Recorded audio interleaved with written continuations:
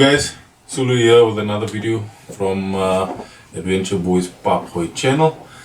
Glad to see you guys here again. Unfortunately, still in the house, guys.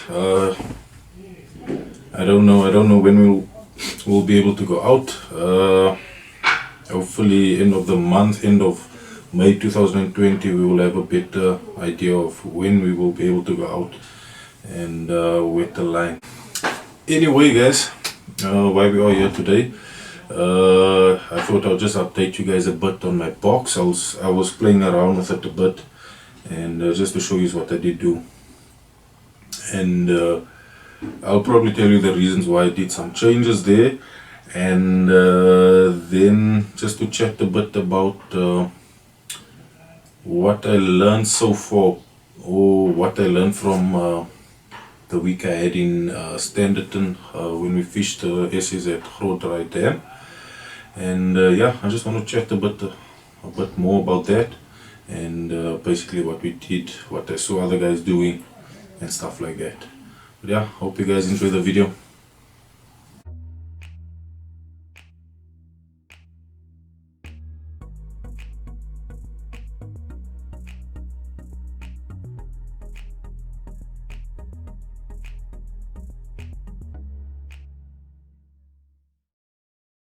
Okay guys, so just a quick update on my box. What I was busy with, I just put all my floaties in these amber bottles. Took the lids of the old bottles and put them on. So I swapped over to the amber bottles. I'll explain my reasoning now. And then, okay, I did buy some high density foam. I was speaking to Ronald, and I see they normally put some foam in here with cutouts for the nail clippers, scissors, and tracer box and all that.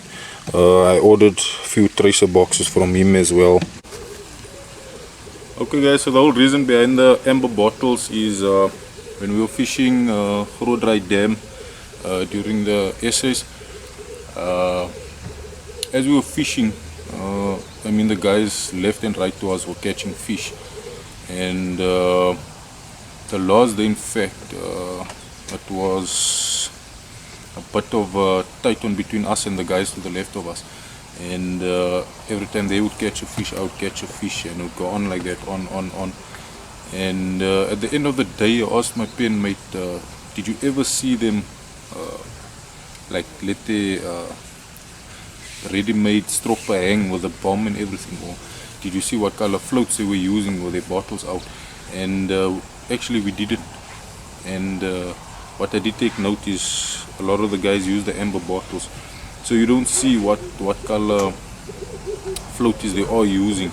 And even the dips, you'll see most of the competitive guys, they will also use amber bottles. So when they are fishing leagues or the competitions like that, if their stuff are outside, you don't see what color floats and dips they are using. So a cool little trick, guys, just to give you that extra edge. And if you're fishing with your friends socially, or if you're even fishing competitively, it's a cool little trick. And another advantage of the amber bottles is if you leave them in the sun, they last a bit longer. Your dips and floats last a bit longer because of the color. So yeah, hope that tip helps you guys. And yeah, just the numbering as well. So if you pull out your bottles, it doesn't have the big label of FX spare the bait. They are labeled, and you have your thing like that, and then you'll just label it on top. That's what I do with the floats. With the tips, I have the dome rings, the aluminium rings, and then obviously you have your little chart that you keep inside of the box or anywhere, just to show you what number goes with what tip. And then yeah, I ordered a few of these float bottles and milli jars from Ronald Sauti. I ordered some trace boxes as well from him, so I'm waiting for that, and then I'll lay my foam in, probably do some measurements, cut it out, and then I'll have probably a little bit neater drawers and stuff box. And yeah, so I'll probably wait for that as things are a bit tight now with COVID. We're trying to see if we can courier it down from here or so. But yeah, I'm excited to do that.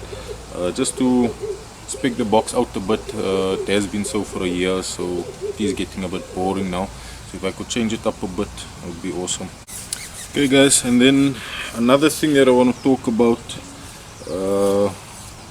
what really impressed me or took me by shock actually at the essays is this Maximus dip by the Legend series. And the story behind it is, before about 2-3 weeks before, actually I think it was a month or so before we left, what me and my penmate did was we made a list of the dips and floaties and stuff that we thought we'd need for the SA trip, for the trip to Groot Draai, and we gave it to the tackle shop. And yeah, it would be just about 2 dips of each or whatever we thought we'd need. And I managed to come across my penmate's list, and I saw on the list he had a barber muti, this Maximus, and he ordered 2 of it. And I never ever had it in my box. I never ever used the barber muti. And I teased him for a while. And on our way to Standerton, we stopped at Legends Pro Angling, and at the shop we were going through it. You can check the video of the shop in the, I think it's episode 8. I'll put the link just on top. And then what happened at Legends Pro Angling is the guys who were shopping there, obviously. Awesome shop though, awesome help as well. Guys are friendly as can be. And I told my penmate I'm not gonna come out with anything. And while I was walking there in the shop, what was going through my mind is how they changed the point system of fishing. So now it's 5 points per fish and 10 points per kg. And it hit me. Look, I already knew that catching a bigger fish always helps you with points, especially in the morning. And I thought, you know what, let's get the bottle of this Maximus. I mean, if I can get in the barbel, that would just be a great advantage for me. And I took a bottle, and I showed my friend actually that night, this is what I bought. And he laughed at me and he pulled out the same thing. Not my penmate, another guy was in the team, and he said it works actually good.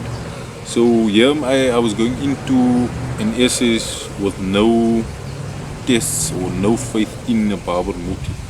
And yeah, the first day actually I started off, a lot of 1 kg barbel were coming out, worms and Maximus, and I was extremely impressed.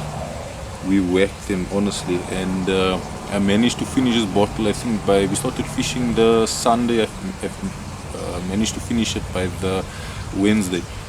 And Wednesday afternoon, drove through to Khan's Angling in Standerton, bought me another bottle. And it looks like this is about 1/4 left, so I'll have to get a new bottle once I do go fishing again.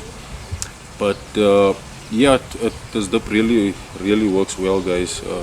If you don't have it in your box, you should get one in your box.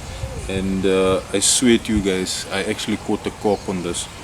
I put on 2 caribas on my line, on my hook, dipped it in Maximus, threw it in, and I managed to catch a 1 kg, 1.5 kg carp.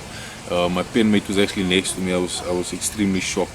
It just shows you it does actually work, and it catches fish, guys. Awesome product by Legends Pro Angling. And then just a few other dips that I do use from Legends Pro Angling. This is the Blue Comb Oil Braveheart, which is number 18 in my box. And then that's what I have left. I should actually fill this bottle. And then number 15 is Stutterford from Legends Pro Angling as well. I should get another bottle. What I do enjoy of the starter feed is it doesn't crystallize, especially for the guys that's using the lotion pumps. You want a dip that doesn't crystallize, so you can use it on a trip, and if you go to the next trip, if it crystallizes, then your lotion pump obviously won't work, and this is extremely frustrating if you're fishing a league or comp or something. I mean, you want your equipment to work and you want it to work well, and also keep your stuff clean. That will help like that, guys.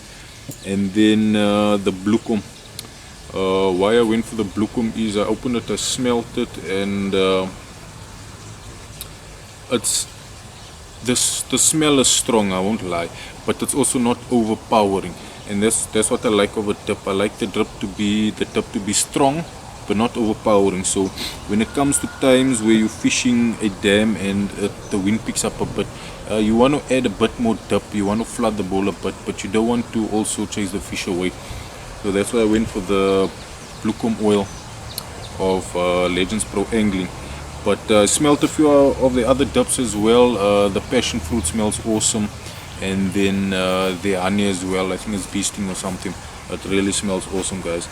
So if you didn't check the products out, guys, go to any of your tackle shops, check the products out, open it, smell it, and I promise you honestly won't go wrong. If you enjoy catching barbel catfish, guys, honestly get this. You'll see it's not on my list, but you can see how the bottle look. It's honestly dirty and whatnot. Yeah, don't forget to check their website out. I'll leave the description below. And yeah, if you guys are looking for any kind of tackle or anything, they do offer deliveries and so on. You can check it down in the description below. But next I'll show you how I put on my Caribas and how I dip it in this, how I did use it in Dry Dam. And then yeah, that's up next. Okay guys, so I'm going to show you how to put on worms using the worm needle, and then I'll show you how I did it in Dry. So the trick is, guys, try and keep your fingers nice and wet, even the worm needle, and then you just prick it in. What I normally do is just after it starts, I prick it in and then push it right through. Before the worm ends, stick it through again. So there's always parts wiggling. Oh, Caribas is lekker vet hoor. And just like that, before it ends again, push it through. There's 2 Caribas on the worm needle. I'll take my size 1 hook. Another trick is keep the knot nice and small and thin so the worm can slide nicely on. So you'll put your hook in on top, then you must pull your line down, guys, so there's a bit of a bulge, and this will help you put on the worms easier. And then you just slide it up. Remember, always keep your fingers wet, and this will make the process a lot easier. Just like that. Slide it on. You can slide it right up the line. You can leave it butt on the hook. I like leaving the pieces at the end like this so they wiggle around. So what you have is this here. You can put a DG on top, a floaty to stop it, and that's how I use the worm needle. And then what I did at Dry is the Maximus. Shake it, get everything loose, and it smells, it's a distinct smell, guys. Try not get any on yourself. And then I would have a floaty on front, maybe a garlic or vampire float. Just chuck it in there, pull it out, some on the ball, and yeah, ready to go. Fish are attracted to that smell and that color, the barbel, and it's just a really great bait for the dam, river even. And yeah, I'll show you guys now up next how I put my worms on when I'm fishing a bit closer, which is a bit easier, especially if you're fishing tempo. Okay guys, so if I was fishing tempo, what I would do is, oh, guys can see how red is my fingers from the color of the dip. But if I was fishing tempo, what I would do is, the worm needle takes a bit of time. So I'll just crisscross it, as everyone knows, and this is if I'm fishing not too far as well, maybe 45 meters to 50. Just crisscross. So the worm needle also helps if you're fishing distance, and then you have the confidence of not throwing the worm off during the throw. And just a crisscross like that if I'm fishing about 45 to 60 meters. It's a nice rough presentation. And yeah, dip it in the Maximus again and you have an awesome dip. Or if you're in the muddies, there are also muddy dips out there with a nice DG on top as well. That's an awesome bait. But yeah, hope you guys enjoyed the video. Hope you guys learned a few things. And yeah, don't forget to check out Legend Pro angling website, the online website. There's a couple of nice things you guys can get there. But yeah, hope you guys enjoyed it. Hope you guys learned a few things. And if you did not subscribe, hit the subscribe button down low if you want to see upcoming videos. Stay tuned, guys. The upcoming video, my next video, it's going to be an interesting one as well. So yeah, cheers guys, thanks for watching, peace.